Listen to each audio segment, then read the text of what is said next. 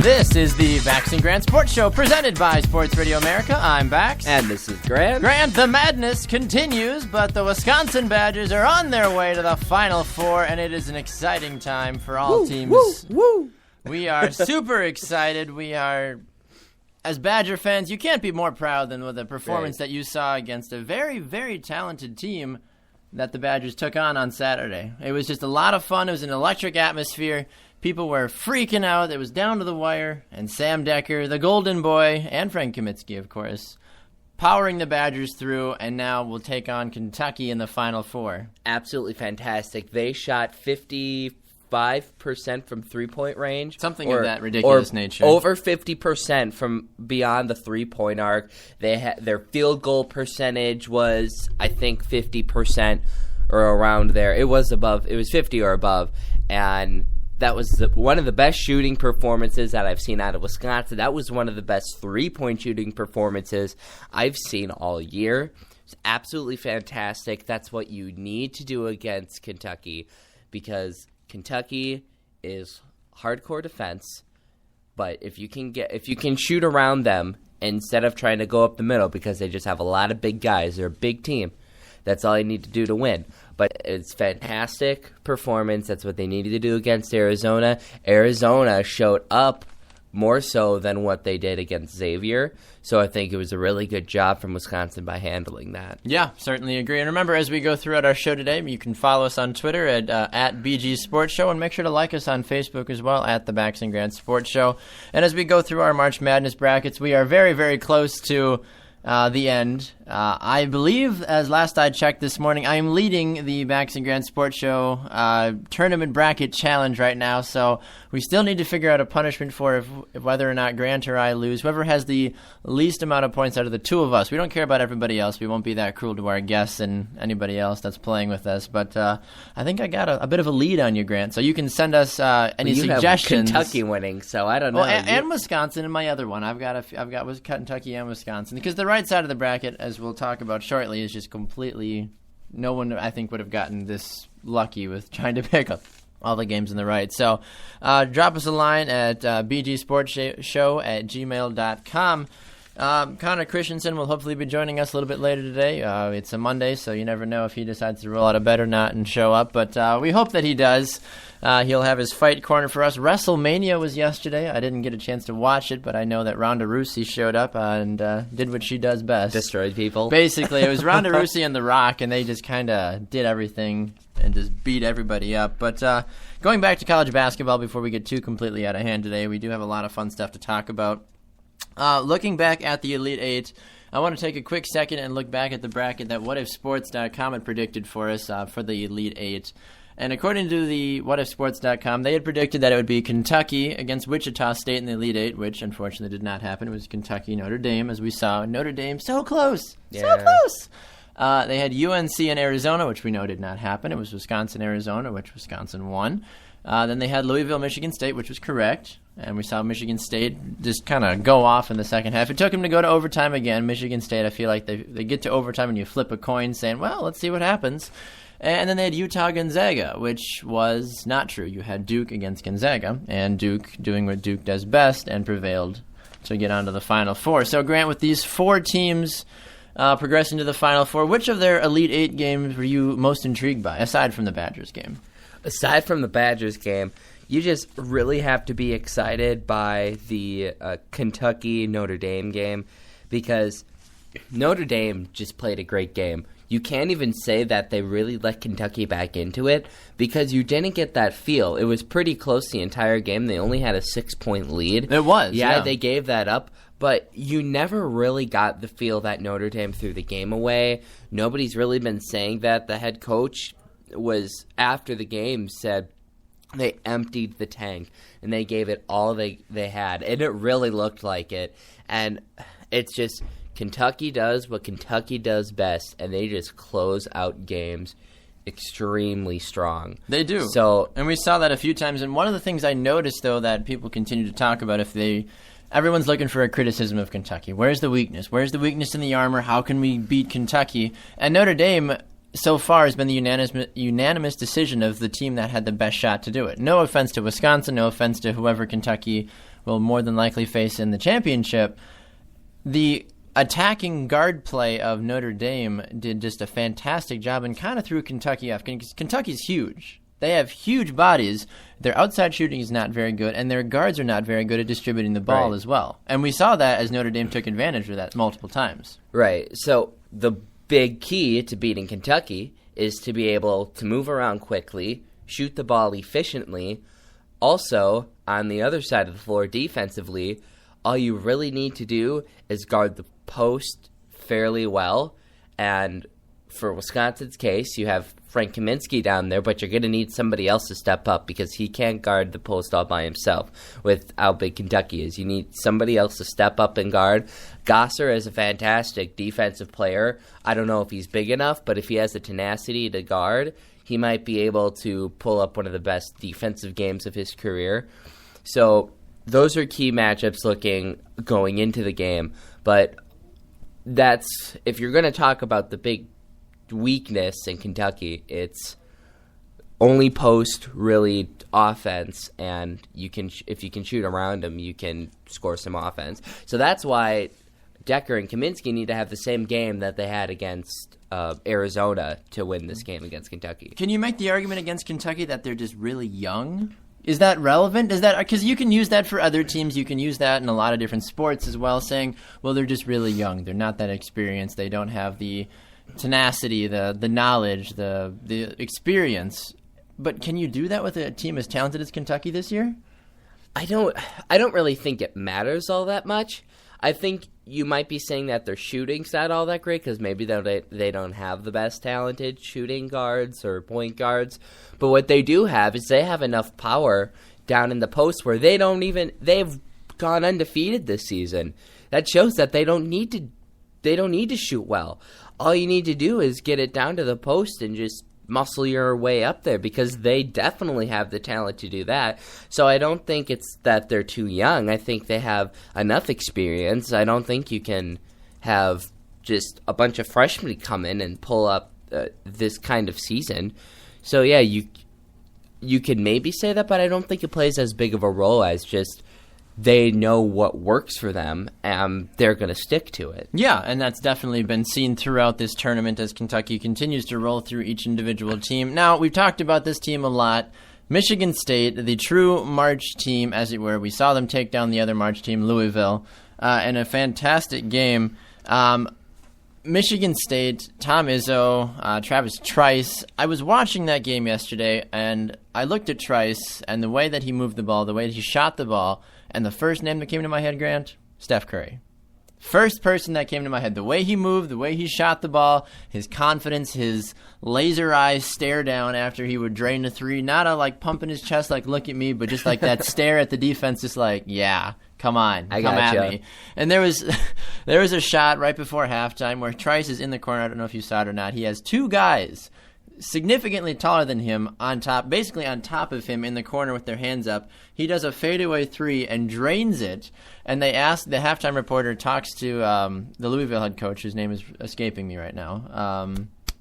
Oh my goodness. Anyway, their head coach, and she asked him about the shot, and she's like, "What did you think of that shot by Trice at the end of the half?" And he's like, "That's just an amazing shot. That's a terrific individual play by him." She's like, "He should be proud of that shot," because he's like, realistically, there was no angle for him to make that shot, and he made it look really easy. So, Trice, Steph Curry, I see the comparisons. I don't obviously know enough about Trice to fully make that assumption, but at the same time, there's just a lot of big excitement, I think, around this Michigan State team. There's also a player, I can't remember his first name right now, but his last name is Valentine, and he Denzel Valentine. Yeah, Denzel Valentine. He also does an extremely good job for Michigan State.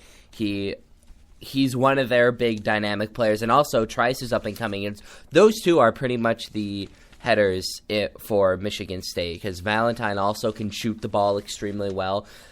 He's not known as much for his ball handlings, but that's where Trice can step up. But yeah, Valentine also a big dynamic player, and I don't see how, looking into the next game against Duke, I don't see how the Spartans can't win this game. Yeah. I think the Spartans could definitely get to the final game, and if Wisconsin has a game against Arizona, I think the same game that they had against Arizona against Kentucky, I think we might see a Big Ten championship Now, game. do you think that would be the good thing for the sport? That's always the debate. When you talk about the Super Bowl, you talk about the World Series, the NBA Finals, would a Big Ten conference Final Four championship game be good for March Madness? Go over to ESPN, take out the word Big Ten, and then insert ACC or SEC, and anybody would tell you yes. So just the fact that it's Big Ten does not change anything. It hasn't happened in a long time. I don't know if it's ever happened, but I think it would be great. It would be great for the Big Ten to say, hey, we know that people think that we're underpowered, that They're more of a football conference. When you think Big Ten, you think football. You don't think, traditionally, you don't think basketball. Yeah, but 8 Big Ten teams made it to the tournament, and 2 of them are in the Final Four.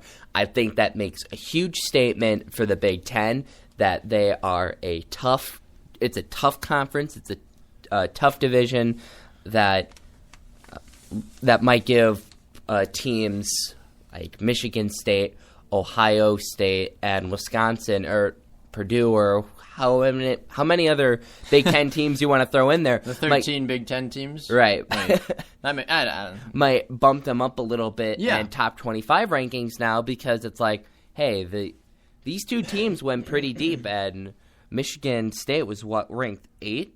They're the 8 seed, I think? They were 7 7 seed. seed, yep. Ranked a 7 seed, and same thing happened last year. They had an 8 seed and a 7 seed, Yep. made it to the final. It's like, and Kentucky was underseeded.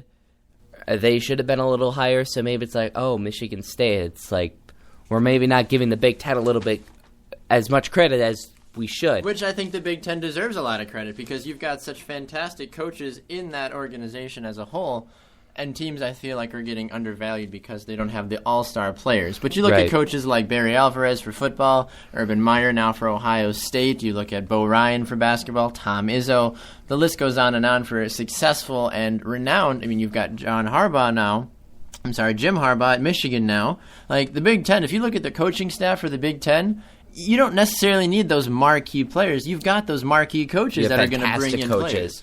Right, and a coach can make or break a season. So if you don't have a star-studded lineup, like, let's say, Ohio State or Michigan State, because a lot of people, I would guess, can't name a lot of Michigan State players. We can, because they've played with Wisconsin for all the season, and Yep. they went to the championship game, and we paid close attention. And to most of that them and are whatnot. around for more than 2 seasons as well, Right. which is definitely helpful. I mean, consider players like, if Frank Kaminsky was a same style of player as Jahlil Okafor, which I'm not saying he's not as good. I think they're both comparable in talent.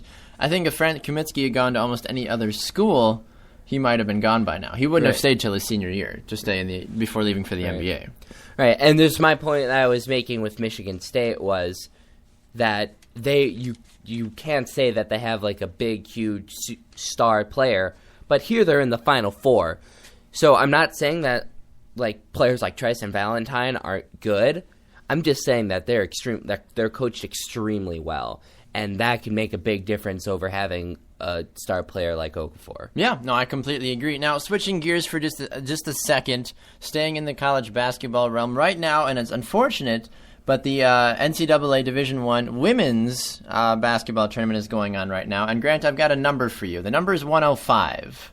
Do you know what that number has to do with anything for the tournament right now? 105.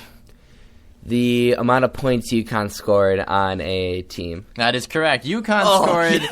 The UConn Huskies dropped 105 points against Texas, beating them 105-54. Ooh. It was not pretty at Ouch. all. And UConn, this game was on yesterday when I was at work, when I was had nothing better to do with my life. I was watching. I'm like, oh, women's basketball is on. And I didn't really care. And then I saw that it was UConn. I'm like, okay, I'm mildly interested because I know UConn is semi-good. And then I looked at the score. Semi-good. They're the best team. Well, I understand that. But, I mean, from not following women's basketball very much, I just was like, okay, women's basketball. I know UConn's supposed to be good. And I looked at the score, and I think when I looked at it at the time, I think it was like 89 to 30 something, and I like had to look again. I was like, oh, that must be the final, and I looked again. I'm like, no, there was about 13 minutes left to go in the second half. Yikes. So, and I was watching like, get to 100, get to 100, get to 100, and they finally did it. I was like, yeah, I felt like they won at that point. I was like, thought it was like an upset. I was like, they got 100 points.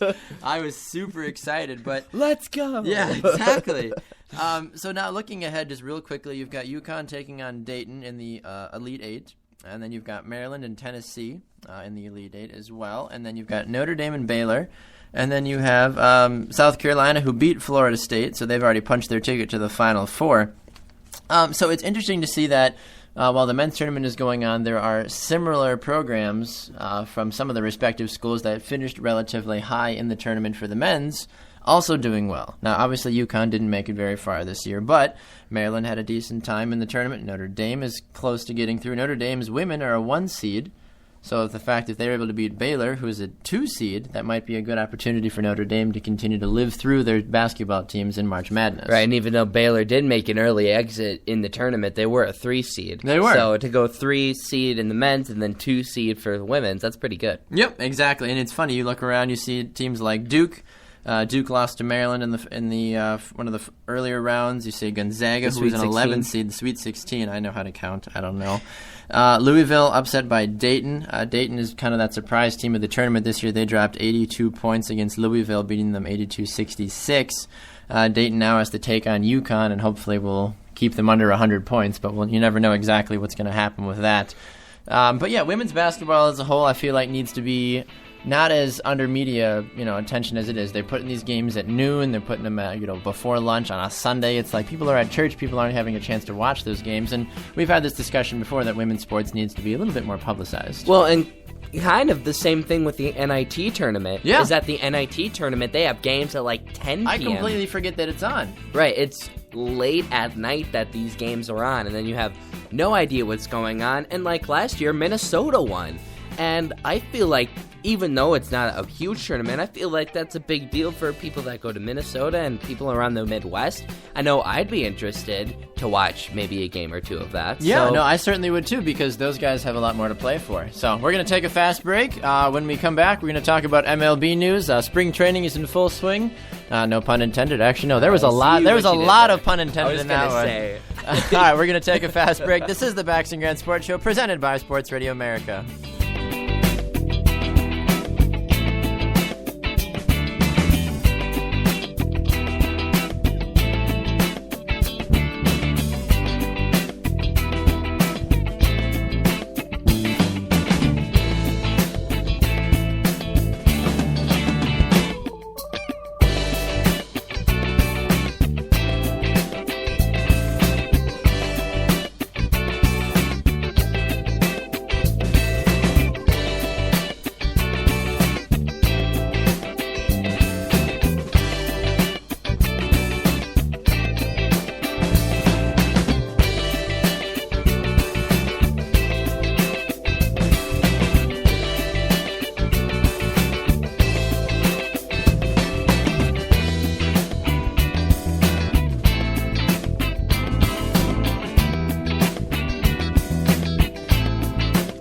Welcome back to the Bax and Grant Sports Show, presented by Sports Radio America. I'm Bax. And this is Grant. Grant, we've had an exciting show so far. The madness of March Madness is continuing to consume us all. I'm still thinking that I feel like I'm going to win the competition of our tournament bracket challenge, but you never know. Stranger things have happened, I guess.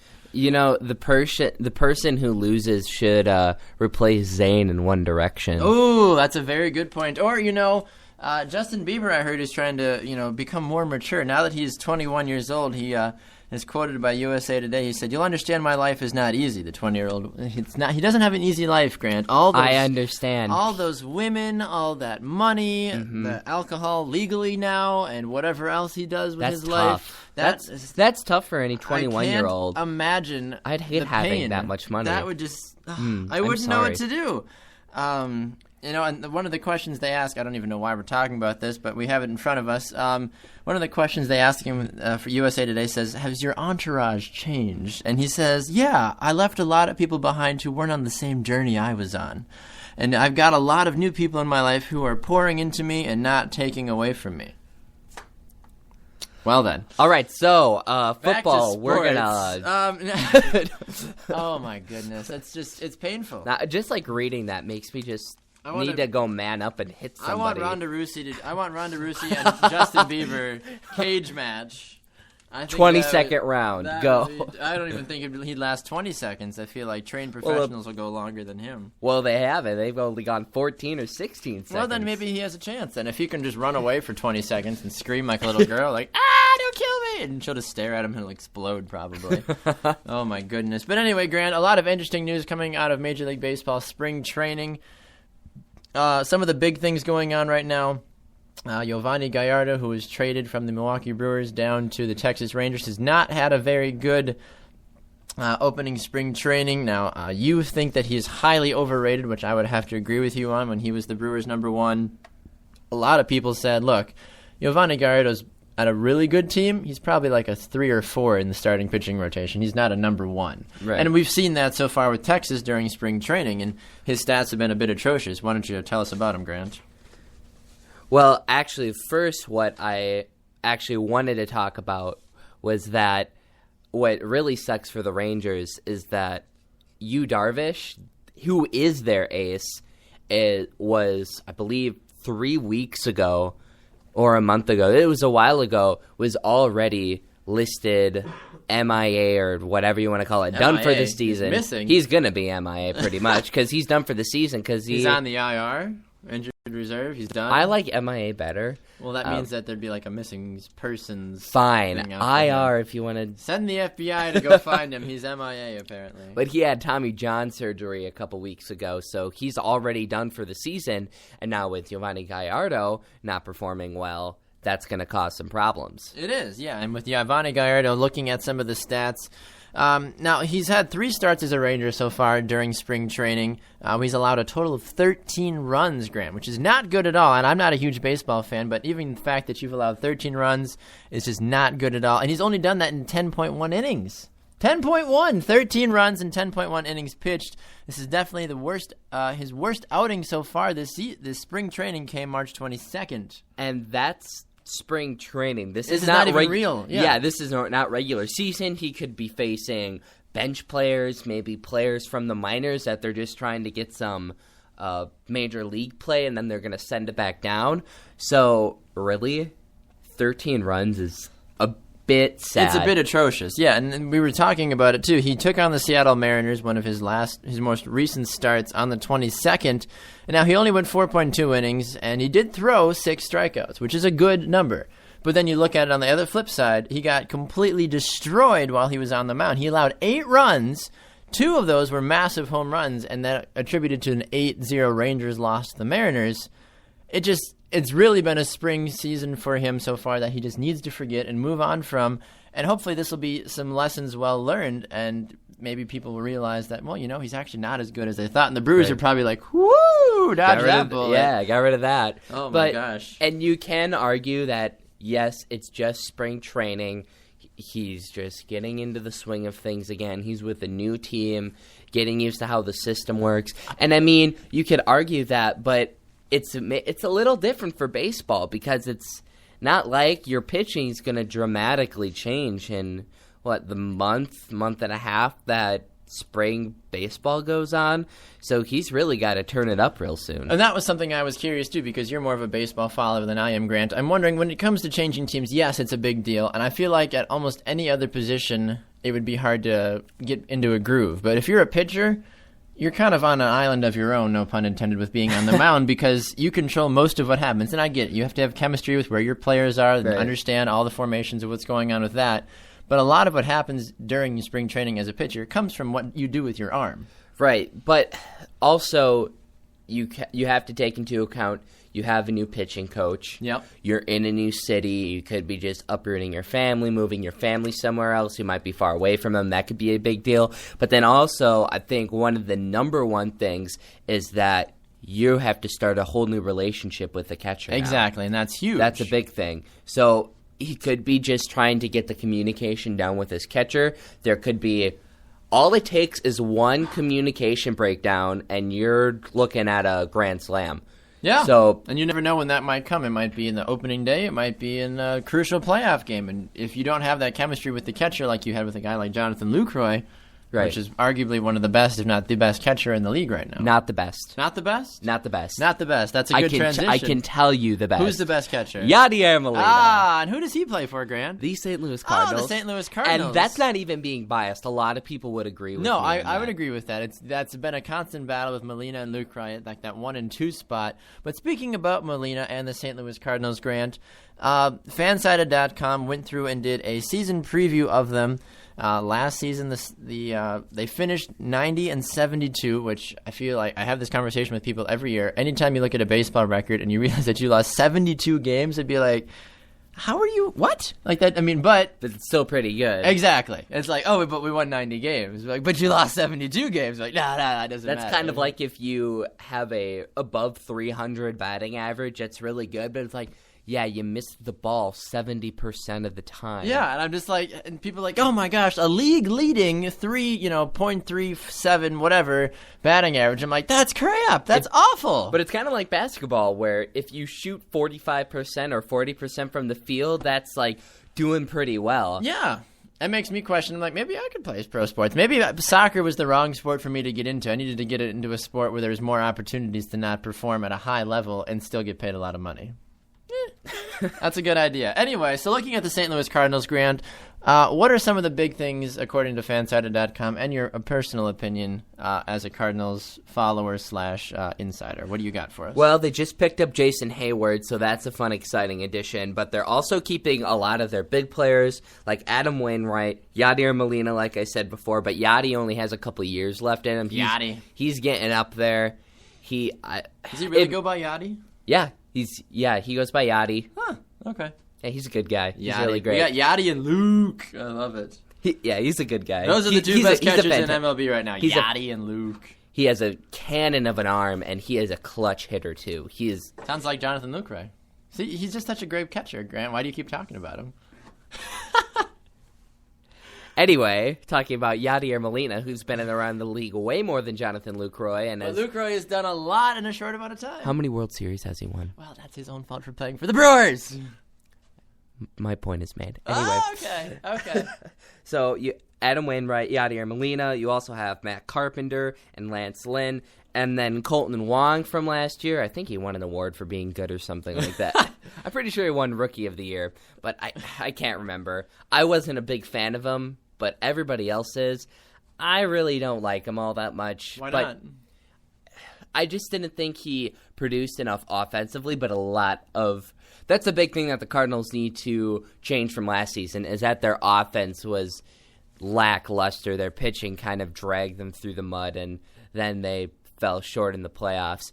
But Colton Wong is, if he steps up and does better than last season, I feel like the Cardinals will have a much better season. But yeah, offensively, that's a big thing that the Cardinals need to fix. Yeah. No, the Cardinals offensively, I mean, traditionally you talk about, when they used to have guys like Albert Pujols on their team, they were just the dominant offensive explosive team. Mark McGwire back in the day. He's their batting coach now. Which is fantastic. You bring in a guy that's known for putting the ball over the fence, whether it was performingly enhanced or not. Hey, he can still hit the ball. Exactly. I'm not saying it's a bad thing. I'm saying he still can hit the ball. I love Mark McGwire. He was like my first pick in backyard baseball, like 2002 back in the day. He's my first pick for everything. Oh, Mark. Is that like your password for everything? Like Heart Mark McGwire? Actually, it's not my password for anything. Oh, wow. But I did grow up in the Sammy Sosa, Mark McGwire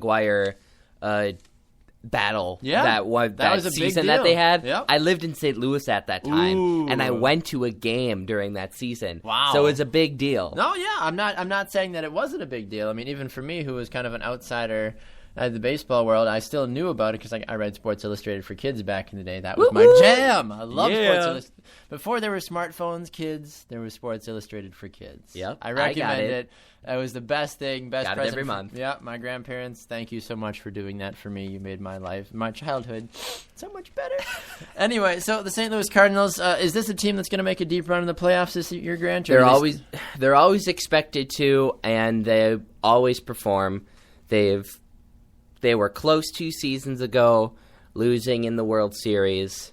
So We can only hope. We can only hope. All right. Well, hopefully the Cardinals are able to make a push through that, especially when it comes to be playing playoff time. Speaking of the playoffs, Grant, NHL, they're still continuing to try to knock their way in. Teams are knocking each other out, fighting this, that, and the other. Give us some of the updated teams that have qualified for the playoffs now before we jump to your rant. Well, the New York Rangers were the first team. Following behind them, the Montreal Canadiens with Canadiens. I was going to say, like, you said it wrong. Canadiens, excuse me. They have 102 points. Nashville Predators with 102 points also clinched. St. Louis Blues, my team, has not yet clinched, but they are very close. Los Blues. They are very close. Let's go. Then the Anaheim Ducks that actually have now a 3-point league. They kind of came out of nowhere. Have won 3 in a row right now. Have 105 points and have that President's Trophy lead right now, and they are the last team, so-called, you could say right now, to have clinched the playoffs. Now, the St. Louis Blues are close. You could also say that the Chicago Blackhawks are close. Tampa Bay Lightning are pretty close to clinching, but teams aren't really afraid about that. But a big deal to watch in the Western Conference is the Pacific Division is the last place battle, because right now it's looking that if you don't win, it's getting kind of close. It depends how well the Winnipeg Jets play, but it looks like if you don't get the last spot in the Pacific Division, you're not going to go to the playoffs. So right now it's between the Calgary Flames and the LA Kings. Wow. So they're duking it out right now. So the Stanley Cup defending champions of last year might not even make the playoffs. Well, I do have a question for you in that regards. As I play my daily bracket sports app challenge where you get to pick 5 games, and I have a hockey game today that I need to ask your question about. It's the LA Kings versus the Chicago Blackhawks. I need to know who to pick for that. I have the Kings picked right now, but I wanted to know if you think I should switch. Unbiasedly, I know you despise the Blackhawks and the Kings. You don't really like either team. No, I really don't. But in your professional hockey betting opinion, if you had to pick either the Kings or the Blackhawks, who would you choose in this game? It's really hard because they're 2 great teams. They're really tough. LA Kings, they haven't played like regular season last year. They kind of squeaked in as well, but they were able to just slug it out and win. And now this year they might not even make it, but I'm thinking that they might they know they need to make a push. Yep. But then again, the Chicago Blackhawks, they're a tough team. They are. Now, according to the writers for this for Daily Bracket, they do have the Kings picked. That's their recommended draft pick. But like you said, the Chicago Blackhawks, they're a tough team to beat. I would say stick with the Kings because they're moreover the Chicago Blackhawks. They have the realization that if they don't start winning the majority of their games, they're not going to make it to the playoffs. Okay, and you can't make it to the playoffs without winning games, Grant. That's just kind of how it works. Now, when a team wins a game, Grant, it causes the media to go crazy, and it causes other people to I don't know exactly the right word for it, Grant. It just causes people to overreact, exactly, which leads us nicely into what your rant is about today. Now, for those of you that don't know, Grant's Rant is the time of show where Grant gets 30 seconds to talk about anything he wants in the sports world, and I get to sit back and listen and hope he doesn't throw me under the bus for something stupid that I probably said at one point or another. Grant, with 30 seconds on the clock, do you have your rant for today, good sir? Oh, I have my rant. All right, 30 seconds on the clock. Get set and go. So the Badgers, as we all know, went to the Final Four, and at the Elite Eight game, Aaron Rodgers was present cheering on the UW Badgers. Ah, yeah. After the game, he went down and celebrated with them. It was pretty sweet.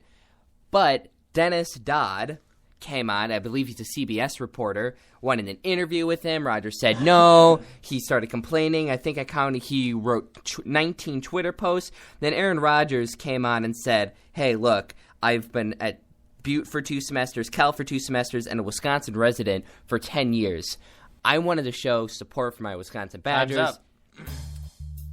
And yeah, I didn't have enough time for this one. I know you didn't. I'm sorry, but we gotta keep the show rolling. But yeah, Aaron Rodgers, come on. You can't argue with Aaron Rodgers. I mean, he's been Wisconsin's boy for a long time. He's 2 MVPs, a Super Bowl MVP, and a Super Bowl ring. He has done much more than any Dennis Dodd has ever done. Get over it. He had a pass to be on the court, and it's just a great thing to see, like, hey, I'm a pro athlete. I'm here supporting players from my state that are making a really deep playoff push, and I think that would be cool. Like if you're Kaminsky, Decker, Goss, or any of those guys, and you're on the court, and oh my gosh, Aaron Rodgers comes up to you and says, "Great win, good job." I think that would give anybody a good boost. So, definitely. Boo Dennis Dodd. He's probably a Browns fan or a Bears fan. Anyway, we're going to take a fast break. When we come back, Grant, what's the best division in the NFL? We'll figure that out when we come back. This is the Baxter Grant Sports Show presented by Sports Radio America.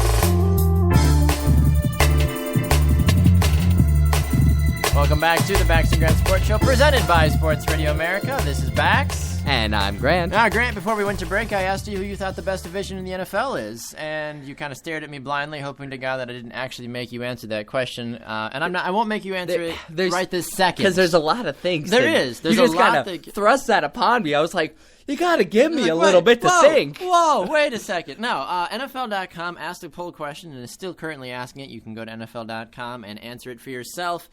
They list off four divisions in the NFL. They list off the NFC West, the NFC North, AFC North, and the AFC East, and then there's another one. And you can pick which one you think is considered to be the best division in the NFL. Now, the four divisions they have chosen, I think the AFC East needs to immediately be kicked out because the New England Patriots are the only reason that division is good. Right. The Miami Dolphins, Buffalo Bills, and the New York Jets weigh it down and just don't have any relevance. Miami and Buffalo are kind of but not considered. They're average. And then the Jets are just plain awful. Yes. So you can't really say that minus New England, they can hold up that division. Without New England, if there was just another average team, nobody would consider that an elite division. No, exactly. And you kind of can see that if you look down farther in the AFC South. You've got Indy, Houston, Jacksonville, and Tennessee. Indy's kind of the only reason that the AFC South is barely relevant, but nobody can really contend with the Colts in that division. The Texans maybe, or J.J. Watt, I should say, maybe, but even still, no other team can really communicate with that. I almost want to make the argument that the AFC South is the worst division in the NFL. You just have this NFC bias with the NFC South. Well, I feel like the NFC South had an off season last year, and that was just not traditional. I feel NFC like they South. thought they were in the off season last year. They really year. did. They just played, preseason football all year long. But looking at the other three options, since we ruled out the AFC East is considered, not the top one. Right. AFC North: Pittsburgh, Cincinnati, Cleveland, Baltimore. Get rid of the Browns, and you've got three. Even with the Browns last year, I don't even think they finished with a 500 record. But going into the last couple games of the season, they were making a playoff push, and they just had an awful end of the season. But they were still a pretty good team last year. Exactly. You look at the Pittsburgh Steelers and the Baltimore Ravens. Those are two consistent, deep-running teams in the AFC. Both have won Super Bowls in the last 10 years. They're dominant teams. They're kind of starting to transition. We see the Pittsburgh Steelers are starting to get pretty old. They're starting to phase out some of their players, even though Ben Roethlisberger is apparently good for another 5 years, which is I don't think not true at all. But I really like that division. I think they're tied with me right now as my top division. Looking over at one of the other options in the NFC North, I love the NFC North. It's a diehard thing, but they're not a top division. Green Bay is the only reason that division is top. I would disagree with you. Take out the Bears. You have the Green Bay Packers, obviously. Well, and then you have the Chicago Bears. They have made play. They went to the NFC game versus the Packers. They have, but they had very disappointing last couple of seasons. Then the Detroit Lions. come up in the last couple of seasons. They went to the playoffs, lost an unfortunate, controversial first game, but still made it to the playoffs. Still haven't won a playoff game since '96, but they're getting there. Yes. And then you have the Minnesota Vikings, who are coming around. They went 7-9 last year. They didn't have their now prominent prospect quarterback did not start all of his games. You had the Adrian Peterson issue. Now you're adding some players. You have Peterson back. We don't know how well he's going to play, but then voting that there's no injury, you will have Bridgewater for the whole season. So with Minnesota looking up, you could argue that they're a stronger team. It makes the division stronger, but I'd have to agree with you in saying that they're not going to be considered the best division out of the entire NFL. When you have one team that's kind of overshadows the other three teams, like Green Bay does for the rest of the teams, or you like a New England that does for everything. Yeah, I think they do. You think of the NFC North, Green Bay is your first thought. You think of Aaron Rodgers more so than anything, and you think of that they're miles ahead of any other team in the division. I would argue that you could also, yes, you would probably think of Green Bay first, but you could also think the Detroit Lions, and you wouldn't see them as But now that you've lost Ndamukong Suh and Nick Fairley... But you haven't played a season yet. I know we've been kind of counting them out early, but we have been like, we don't know really what's going to happen with Detroit. Yeah. We have not counted them out. So, and you can't really at this point because draft hasn't happened, games haven't been played. You just have to see how it goes from there. Exactly, and we'll definitely see what happens after that. Once the draft is done and teams start to shake up their roster even more, then we'll have a better understanding.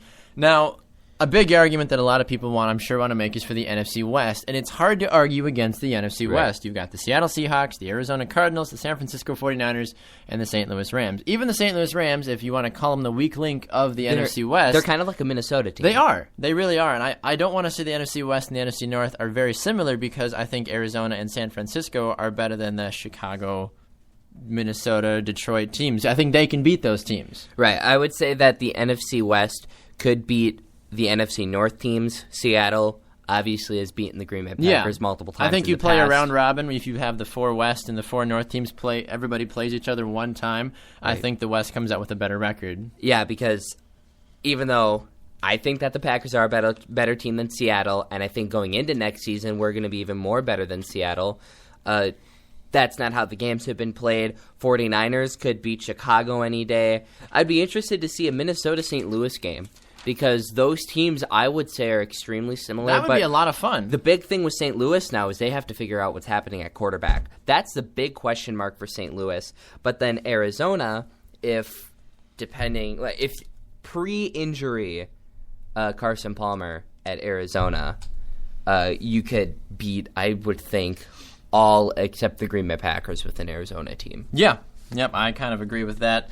Looking at the other divisions, you have the NFC South, Carolina, New Orleans, Atlanta, Tampa Bay. Not a terrible division. They had an off season last year. I think that the division will get better, but now the fact that Jimmy Graham has gone from the Saints, that's exactly what I was going to say. That adds a whole new dynamic. Carolina, they're not awful. I think Minnesota would be considered. I think Minnesota's kind of our gauge for that middle of the road average team. And everybody was just not giving them the time of day last season. Panthers? Minnesota. Oh yeah. Like I felt like they were better than Carolina. I felt like they were better than a lot of these 7-9, 8-8 teams. Yeah. And nobody gave them the time of day at all. And I feel like if a couple of games went their way, they might have been talked about more. But just because a few games went their way, people looked at their record and said, oh, they're not a 7-9 team. Or they're a 7-9 team. They're not worth talking about. They're not a playoff contender. Yeah. Yeah, but if you just look at, I know I'm going off on a little bit of tangent here, but if you look at the Pro Bowl selections, there was teams that had worse records. And I know this does not show Pro Bowl selection at all in individual Pro Bowl effort. Doesn't mean a ton. But. Yeah.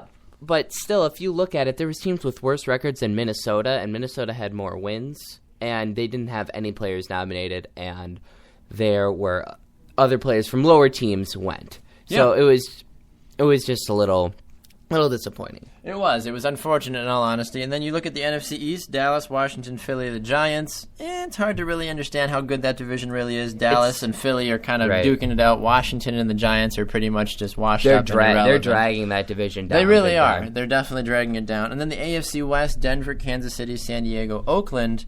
Denver's definitely the cream of the crop in that division. San Diego has definitely propelled themselves to number 2 because Kansas City is not being consistent.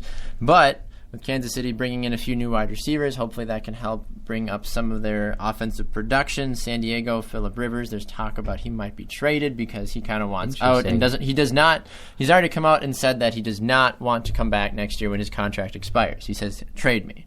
He's like, I do not want to play for you guys next year when my contract expires. So there's rumors that they might try to trade him either draft day or before draft day and try to maybe grab a pick and maybe move up in the draft. There's rumors they might grab Mariota, but you don't know exactly where that's going to end up. Oakland, they're just really, really young. They're really inexperienced, and they just need a lot more help. And Oakland is as Oakland does, really. Exactly. So as we move forward with I think in the next 5 years, Oakland will finally assert themselves to maybe a 3 spot or maybe a 2 spot in the AFC South. But as long as Peyton Manning and Phillip Rivers are in that division, San Diego and Denver will be those 1 and 2 spots. So I guess it's are we kind of? I feel like for me, I'm in a tie with the NFC West and the AFC North as the 2 best divisions in the NFL right now. I would say an AFC North for me would be your best division, and I'd probably agree with that. I think through and through that they've had the most success over the last 10 seasons, and they just look to have a lot of excitement coming up from there. Just because if you look, Pittsburgh, not Cleveland, Pittsburgh, Cincinnati, and Baltimore all made playoff it. teams. Yeah, and they all made it to the playoffs last year. That's a really tough division, and the only reason Cleveland really had as bad as a record as they did, because I feel like they missed the playoffs just by a smidge, is that they had to play all of those teams twice. Yeah. And they all made it to the playoffs, so that is extremely difficult to do. So I would say AFC North, no doubt in my mind, best division in the NFL right now. Yeah, no, I would agree with that. AFC North is definitely be my pick, and then the NFC West is right behind it. Real quickly with some Green Bay Packer news before we close out our show today. We have the Green Bay Packers signing LaTroy Guion to a 1-year contract, which will be helpful for the defensive line. Now, yes, Guion was in trouble with the police for having a lot of marijuana and hard, cold cash and a gun he was arrested with. But the allegations and everything have seemed to be dealt with, and the Packers are willing to give him a 1-year deal and see if he can prove himself. So hopefully that works out for him. And other Packer news, Jared Boykin is now a member of the Carolina Panthers. So the wide receiver core, nobody really cares that he's gone. He wasn't that great. We thought 2 years ago he was going to be the next new guy coming into last season. Jared Boykin just didn't produce at all. He was busy doing who knows what with who knows where. It was just a lot of crazy ridiculousness, and now that he's gone, so good riddance to you, Jared Boykin, and thanks for nothing, really. Wow. That's the honest truth. Jared Boykin was a useless wide receiver. He was useless. Baxter just got really serious it transitioned to oh, well, and then he's just like, stupid. Basically how it feels, though. It's just, Jared Boykin was just useless. Green Bay's far better off without him. And they've got just a great group of wide receivers now, and will more than likely add to that throughout the draft as well. So, another exciting edition of the Bax and Grant Sports Show. Apologies that Connor Christensen was not able to make it. He was out on assignment today. No UFC Fight Corner today. When we have him on Friday, we'll make sure he throws a little bit of snippets in there. So, Grant, final thoughts before we sign off? No. Nothing? You got real close to I was like, what's he going to say? What's he going to say? Just, no. Okay. Well, I do have something to say. Please. I just want to say to anybody that's listening, ESPN or anybody, that the Big Ten, honestly, anybody that denies it, I'm just saying anybody that listens to ESPN or anything like that, you hear me out that they give the Big Ten a bad rap. Now look how far the Big Ten has come. Woo! And football last season with the championship games, Ohio State, Wisconsin, winning the Outback Bowl. I think. Yep. That's the name. I blanked on it for a second. Yeah, an SEC team. So yeah, Big Ten. Just think about it. Think about it that they're actually, for once, considered now a good division. The Big Ten, a.k.a. the Big 13, and they're going to beat Kentucky. Let's go. I have no problem saying that either. Badgers if all they the shoot way. as well as they did against Arizona, they will win. All right. Well, this has been another edition of the Bax and Grant Sports Show. Remember, follow us on Twitter. Let us know who you think the best division in the NFL is at BG Sports Show, or write us on Facebook as well at the Bax and Grant Sports Show Facebook page. Email us at bgsportshow@gmail.com. For Grant Coppersmith and intern Laura, who's not here, but we still got to give her a little love because we love her. This is Baxter Colburn. We'll see you all on Wednesday, which will be what, Grant? Update! All right. Have a good one.